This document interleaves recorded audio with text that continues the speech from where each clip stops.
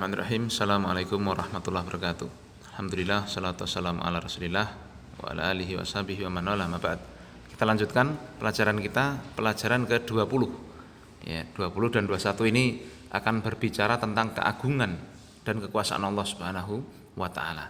Ya, judulnya ini, kita menetapkan keagungan dan kekuasaan untuk Allah taala. Tujuan dari pembelajaran kita yang pertama, murid dapat menjelaskan bahwa orang-orang musyrikin tidak mengagungkan Allah dengan sebenar-benar pengagungan. Dua, murid dapat menerangkan madhab ahlu sunnah dalam perkara nama dan sifat Allah. Lalu yang ketiga, murid dapat menetapkan bahwa Allah Ta'ala adalah satu-satunya yang berkuasa. Lihat, pengenalan mukadimah dulu. Mengenal Allah dengan nama dan sifatnya sudah pernah saya bacakan kan di pas kemarin itu ya, Lumatul I'tiqad. Walaupun itu pelajarannya kelas 12, antum ikut datang kemarin. Paham kan ya? Nah, mengenal Allah dengan nama dan sifatnya serta perbuatannya dan mengenal makhluknya yang besar merupakan sebab pengagungan terhadap Allah. Jadi gini kalau gampangnya, kita lihat matahari atau antum nanti suatu saat piknik lihat gunung segede itu ya, tumpukan tanah segede itu, tapi kok bisa kuat sekali ya, dipakai jalan kuat, dipakai gedung lantai 5 kuat ya kan, di Tawangmangu itu kan hotelnya tak lantai 5 tinggi-tinggi ya kan, kuat sekali. Padahal kalau antum bikin tumpuan tanah, wah antum apain sekuat gunung, ada nggak kira-kira? Antum bahkan melihat diri antum sendiri ya, mata antum kok bisa seperti ini ya, menangkap cahaya, bisa melihat dan sebagainya. Wah ini kalau kita bertafakur terhadap ini semua, akan muncul sikap pengagungan kita kepada Allah Ta'ala. Paham?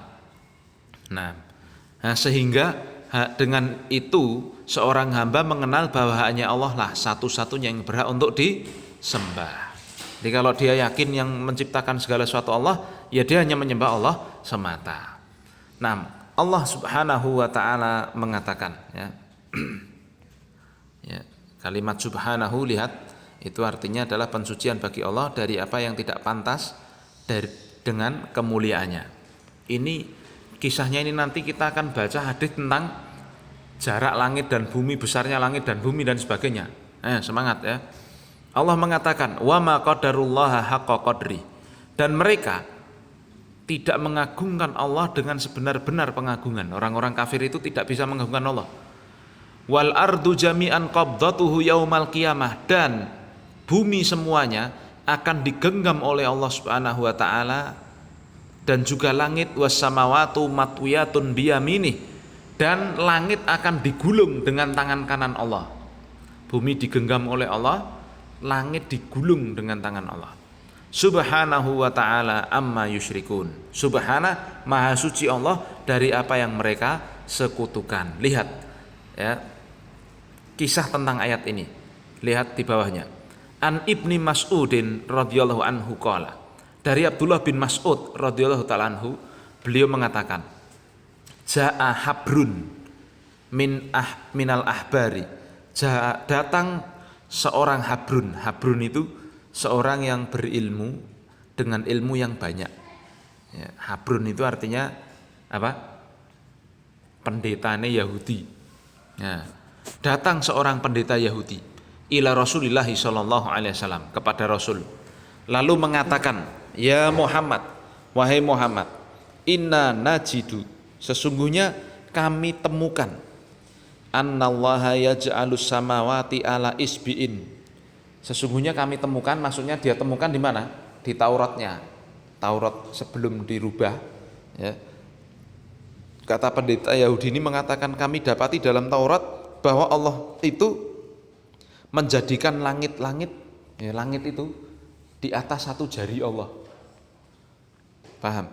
Wal ardina ala isbi'in, dan bumi-bumi semuanya dijadikan di atas satu jari Allah. Wasyajaru ala isbi'in, lalu semua pepohonan di atas satu jari Allah. Wal ma'u ala isbi'in, dan air laut ya, semua dijadikan dalam satu jari Allah. Wa tharo ala isbi'in, dan juga tharo, lihat tharo kosakata artinya apa di bawah? Tharo itu yang tanah maksudnya. Yang dimaksud adalah bumi. Ya. Dan Allah jadikan ya tanah ini di satu jarinya. Wasairal khalaiki ala isbiin, dan semua makhluk Allah jadikan di atas satu jarinya pula. Lalu Allah mengatakan fayaqulu anal maliku, akulah sang penguasa, kata Allah Ta'ala. Lalu apa yang terjadi? Ya, kalimat begini nih, kalimat ya sekarang ini fadhahikan Nabi, kalimat dhahikan ini kasih garis bawah biar beda dari sebelumnya. Tadi kan pendeta Yahudinya ya kan. Nah sekarang ini yang akan mengomentari adalah Nabi, yang akan berbicara adalah Nabi. Fadhahikan Nabi sallallahu alaihi wasallam, maka Nabi pun tertawa. Hatta badat nawajiduhu, sampai badayabdu. Ya, itu lihat artinya nampak, nawajid di bawah artinya gigi yang paling ujung, yaitu gigi geraham. Nabi tertawa sampai kelihatan gerahamnya. Masya Allah. Ya, tasdikon liqaulil hebri, sebagai bentuk pembenaran kepada ucapannya si pendeta Yahudi itu. Tsumma qara'a Rasulullah sallallahu alaihi wasallam, kemudian Rasul membaca ayat di atas, wa ma qadarullah haqqa qadri wal ardu jami'an qabdatuhu yaumal qiyamah. Dan mereka tidak mengagungkan Allah dengan sebenar-benar pengagungan, dan langit dan bumi akan Allah genggam di hari kiamat. Yang saya ingin sampaikan, coba lihat tadi Rasul ya, pendeta itu mengatakan, hitung aja kalimat isbi-nya ada berapa? Inna najida annallaha yaj'alus samawati ala isbi'in, satu isbi satu ya. Terus wal ardina ala isbi'in ada dua, wasyajaru ala isbi'in ada tiga, wal ma ala isbi'in empat, ya, watharo ala isbi'in, wasairal khalqi ala isbi'in. Ya. Jadi ada jari-jari, maksudnya digenggam di atas jari Allah Subhanahu wa taala. Paham? Jadi di sini ditetapkan Allah memiliki jari maksudnya. Paham? Itu sifat Allah yang ada di sini. Paham belum ini? Antum bisa bayangkan enggak? Ya maksudnya berarti kan Allah Subhanahu wa taala itu maha besar. Langit bumi seisinya itu hanya di atas satu jarinya Allah taala. Paham ya? Terus berikutnya, dalil yang berikutnya, Allah Subhanahu wa taala mengatakan wa ma qadarullaha haqqa qadri. Diulangi lagi nih. Wa fi riwayatin li Muslim, ini masih tentang ayat itu ya. Dalam riwayat Muslim, wal jibala wasyajara ala isbi'in thumma yahuzuhunna fayaqulu anal maliku anallah. Di dalam riwayat Muslim tadi kan disebutkan itu loh, wasairal khalqi ala isbi'in ya, dan sebagainya tadi. Di dalam riwayat Muslim masih ditambahi belakangnya wal jibala ala isbi'in wal jibala wasyajara ala isbi'in ya. Gunung dan pepohonan di atas satu jari Allah. Tsumma yahuzuhunna, kemudian Allah menggoncangkannya lalu mengatakan anal maliku anallah, akulah sang penguasa, akulah Allah, kata Allah Subhanahu wa taala. Wa fi riwayatin lil Bukhari, masih tentang ayat di atas ya, dalam riwayat Bukhari ada tambahan, yaj'alus samawati ala isbi'in, Allah jadikan langit di atas jarinya Allah, satu jarinya Allah. Wal ma'a wa thara ala isbi'in, air dan bumi di atas satu jarinya Allah. Wasairal khalqi ala isbi'in, dan semua makhluk di atas satu jarinya Allah. Nah, ini masih tentang ayat di atas.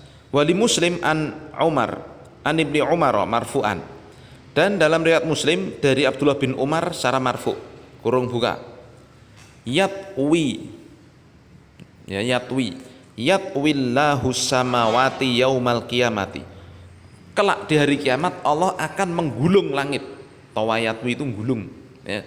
Tsumma ya'khudhuhunna biyadihil yumna, lalu Allah akan ambil langit itu setelah digulung, diambil dengan tangan kanan Allah taala. Tsumma yaqulu, kemudian Allah mengatakan anal maliku, akulah sang penguasa. Ainal jabbarun ainal mutakabbirun, mana jabbarun? Jabbar itu adalah, lihat di bawah, orang yang banyak melakukan kezaliman dan permusuhan. Mutakabir adalah orang yang menolak kebenaran dan meremehkan orang lain, orang-orang yang sombong ya. Masya Allah. Paham? Allah melipat langit lalu diambil dengan tangan kanan. Ya. Lalu Allah bertanya, mana orang-orang yang suka berbuat dolim? Mana orang-orang yang sombong dulu? Ya, thumma yatwil ardina sab'a. Lalu Allah melipat bumi yang 7. Thumma ya'khudhuhunna bishimalihi. Lalu bumi yang 7 itu diambil dengan tangan kiri Allah Ta'ala. Paham? Langit digulung diambil dengan tangan kanan, bumi digulung diambil dengan tangan kiri. Ya. Tsumma yakunu anal maliku ainal jabbarun ainal mutakabbirun. Kurang tutup. Kemudian Allah mengatakan lagi, akulah sang penguasa, mana ya, orang-orang yang sombong itu. Ya, jadi ini di hadis ini jelas sekali ditetapkan adanya tangan kanan bagi Allah Ta'ala. Ya kan? Nah, langit digulung dipegang, diambil oleh Allah dengan tangan kanan, lalu bumi diambil dengan tangan kiri. Jadi penetapan adanya tangan kiri untuk Allah Subhanahu wa Ta'ala sesuai dengan keagungan dan kemuliaan Allah. Paham ya? Tapi pokok pembelajaran kita yang pertama, orang-orang musyrik tidak mengagungkan Allah dengan sebenar-benar pengagungan. Ya, tadi kan ayatnya wa ma qadarullah haqqa qadri. Allah mengabarkan bahwa orang musyrik tidak mengagungkan Allah dengan sebenar-benar pengagungan, di mana mereka menyembah bersama Allah sesembahan yang lain dan menisbatkan bahwa Allah memiliki istri dan anak. Ya enggak? Orang-orang Nasrani dan sebagainya. Padahal di antara keagungan Allah yaitu Allah menjadikan bumi dengan semua yang ada padanya dari laut, pohon dan semua yang berada di dalamnya dalam genggamannya pada hari kiamat. Semua langit dengan segala kekeluasan dan kebesarannya tergulung dengan tangan kanannya. Kasih garis bawah itu tangan kanan Allah ya. Maka maha tinggi Allah dan maha suci Allah dari segala sesuatu yang tidak sesuai dengan kemuliaannya. Jadi maksudnya kalau benar-benar memuliakan Allah, yang mana langit dan bumi aja cuman digulung sama Allah ya. Di atas satu jarinya Allah saja digulung, diambil dengan tangan kanan ya. Langit, bumi diambil dengan tangan kiri ya. Jadi Tuhan yang demikian besar ya ternyata disekutukan oleh orang-orang musyrikin, sehingga itu dikatakan orang-orang musyrikin tidak mengagungkan Allah. Baik, kemudian pokok pembelajaran yang kedua, madhab Ahlussunnah dalam nama dan sifat Allah. Nah ini antum dikenalkan dengan istilah nama dan sifat. Ya, Ahlussunnah wal Jamaah menetapkan nama dan sifat Allah sebagaimana yang ditetapkan dalam kitab dan sunnah, dalam Al-Quran dan sunnah, tanpa tahrif. Apa itu tahrif? Tahrif itu menyelewengkan makna. Jadi tadi kan di sini kita baca berkali-kali ya kan, Allah melipat langit dengan tangan kanan. Makanya saya tadi kita katakan Allah memiliki tangan kanan. Dan juga tadi juga dikatakan Allah melipat bumi dengan tangan kiri, mengambil bumi dengan tangan kiri. Berarti Allah memiliki tangan kiri. Maka kita tetapkan sebagaimana adanya. Tangan ya tangan. Paham? Sesuai dengan keagungan dan kemuliaan Allah, tidak ditahrif. Ditahrif itu diselewengkan maknanya. Oh bukan tangan kali, tapi kekuasaan kali. Nah ini namanya tahrif. Nah, Ahlussunnah pula tidak boleh mentakyif. Mentakyif itu bagaimana? Membagaimanakan. Bertanya bagaimana? Kira-kira tangannya Allah piye ya? Segede apa ya? Kok langit iso dicekel, bumi iso dicekel? Nah ini namanya mentakyif. Ya. Nah, membagaimanakan Allah Ta'ala sang pencipta ini tidak boleh. Kenapa? Karena memang Nabi SAW tidak pernah bertanya bagaimana, ya Allah tangan kanannya Allah itu bagaimana sih bentuknya, nggak pernah Nabi tanya begitu. Paham? Nah, maka tidak boleh kita itu terhadap Allah mengagungkan. Kita aja kalau disuruh, ini saya ungkapkan dengan pertanyaan yang mudah. Kita kalau disuruh, saya pernah tanyakan kan, coba antum suruh ngitung bakteri E. coli antum, bentuk piye, lanang apa wedok, ya toh? Bakteri E. coli yang ada di usus itu loh, sehingga antum makan putih keluar kuning. Itu bagaimana bisa memprosesnya? Bakteri E. coli punya gigi enggak? Giginya berapa? Matanya bagaimana? Yang ada dalam tubuh kita aja kita tidak bisa menjangkaunya dengan pikiran kita, apalagi Tuhan kita. Maka urusan dengan Allah kita itu harus menetapkannya sesuai dengan keagungan Allah yang Allah tetapkan dalam Al-Quran dan Sunnah. Tidak boleh tanya-tanya bagaimana. Paham? Ya, itu namanya iman yang benar. Ya, tidak membagaimanakan. Lalu tidak boleh pula mentamtsil. Apa itu tamtsil? Memisalkan, menyerupakan Allah dengan makhluk. Oh, tangan Allah itu seperti tangan makhluk. Waliyatubillah, tidak boleh ini. Antum aja kalau diserupakan marah kok. Wih, tanganmu tuh loh apik kayak tangannya gajah misalnya. Marah ya. Apalagi dibilang ini tanganmu gitu kayak tangannya ketek misalnya. Wah, marah banget. Padahal antum ditamtsil dengan sesama makhluk kan begitu. Nah, ini nggak boleh, paham? Jadi Ahlussunnah wal Jamaah menetapkan nama dan sifat Allah sebagaimana keagungannya. Nah, contoh di atas yang kita baca itu diantaranya seperti sifat al-qabdu, Allah menggenggam. Ya. Lalu at-tayyu, Allah menggulung. Lalu di atas juga dijelaskan Allah memiliki dua tangan, yadain. Ya. Lalu di atas juga tadi di hadis panjang tadi dijelaskan Allah memiliki asabi. Apa itu asabi? Jari-jari. Ya, kita tetapkan aja sesuai dengan keagungan dan kemuliaan Allah. Paham ya? Kemudian yang ketiga, keagungan Al-Khaliq. Seorang ulama Yahudi datang menemui Nabi dan menyebutkan tentang apa yang didapatkan dalam Taurat yang menerangkan tentang kebesaran Al-Khaliq dan kecilnya semua makhluk dibandingkan Allah. Bahwa Allah meletakkan semua makhluk di atas jarinya. Nabi SAW ketika mendengar itu tertawa sebagai bentuk pembenaran terhadap ya, dan kegembiraan atas apa yang diucapkan oleh Yahudi itu. Kenapa kok Rasul gembira? Karena apa yang disebutkan itu sesuai dengan apa yang diterangkan oleh Al-Quran dan Sunnah yang mulia. Di dalam hadis tersebut terdapat dalil yang menunjukkan bahwa ilmu tentang hal tersebut masih ada di kalangan Yahudi yang hidup pada zaman Nabi. Mereka tidak mengingkari dan menyelewengkannya. Jadi maksudnya apa? Nabi kok gembira ada Yahudi yang menyebutkan itu? Karena berarti Rasul-Rasul dahulu pun mendakwahkan seperti apa yang Nabi sampaikan. Paham? Tentang nama dan sifat Allah pun disebutkan oleh Nabi Musa di dalam Taurat. Paham? Sehingga orang Yahudi di masa Rasul itu datang kepada Nabi membicarakan tentang itu. Kalaulah tidak baca kitab Allah, tidak baca Taurat, tidak baca kitab yang diturunkan Allah kepada Nabi Musa, ya mereka tidak akan bisa tahu kalau ada apa? Jari Allah, ya, ada tangan Allah dan sebagainya. Paham? Baik. Ya. Jadi bukan Nabi membenarkan Yahudinya, membenarkan agamanya Yahudinya bukan. Tetapi Nabi bergembira karena apa yang disampaikan oleh Yahudi itu ada dalam Taurat. Paham? Ya. Baik. Kemudian yang terakhir, keesaan Allah dalam kekuasaan. Sungguh Allah ketika menggulung semua langit dan bumi pada hari kiamat menyeru, aku adalah penguasa. Maka di mana al-jabbarun, orang-orang yang banyak melakukan kezaliman dan permusuhan? Di mana al-mutakabirun, orang yang sombong, yang menolak al-haq dan meremehkan orang lain? Maka tidak ada seorang pun yang menjawabnya. Maka Allah Azza wa Jalla satu-satunya penguasa dan semua kekuasaan selain dirinya hilang. Allah mengatakan, limanil mulkul yaum.